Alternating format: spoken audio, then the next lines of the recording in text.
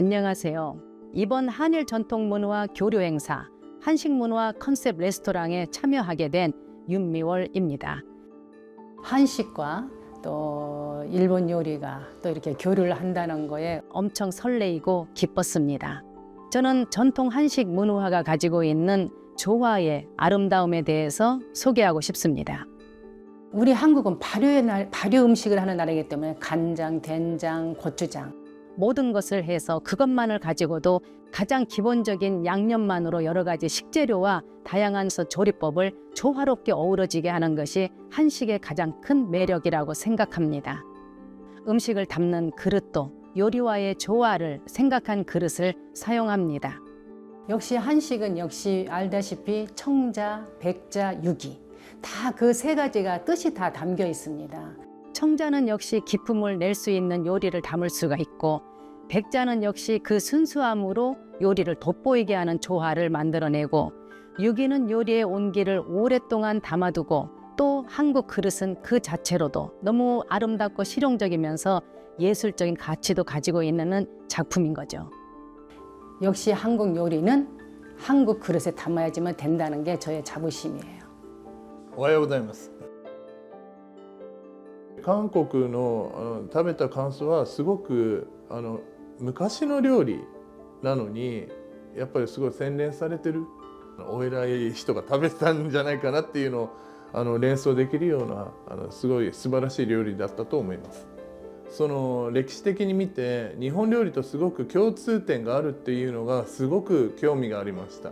近い国っていう感じがしますので、今回一緒にやれることの一番の楽しみはやっぱりそこだったと思います。今回こうやって日本の料理が紹介できることはすごく楽しみにしてます。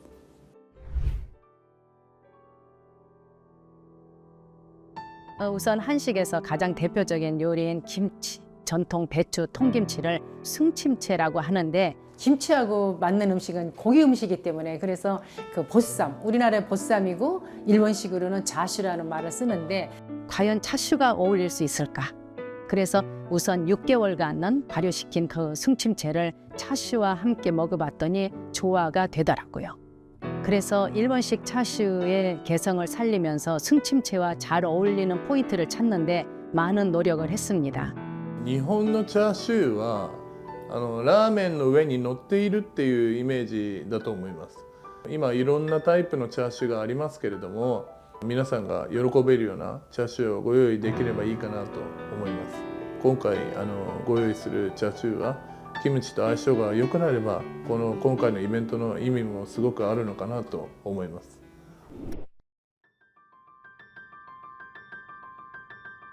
同じ食材で韓国ではこういうふうに食べてます。日本ではこういう食べ方がありますというこの比較をするっていうこと自体がおそらくすごい珍しいイベントだと思いますんで。 그래서 고등어 조림을 한 거거든요. 들어가는 장은 틀이나 하는 요리가 똑같고 들어가는 고추장과 된장이라는 것 뿐이지 조리 방법은 똑같아. 그 가정에서 국민들이 최고 많이 먹는 생선이기에 그걸 선택한 거거든요. 이번 행사를 통해서 한국과 일본의 어떤 그 식문화가 비슷한 점도 많고 다른 점도 많지만은 어떻게 조화롭게 어울리게 했는지 경험해 보셨으면 합니다. 한국 분이든 일본 분이든 이 요리를 드셔보시고 입맛에 딱 맞을 거라고 저는 자부를 합니다.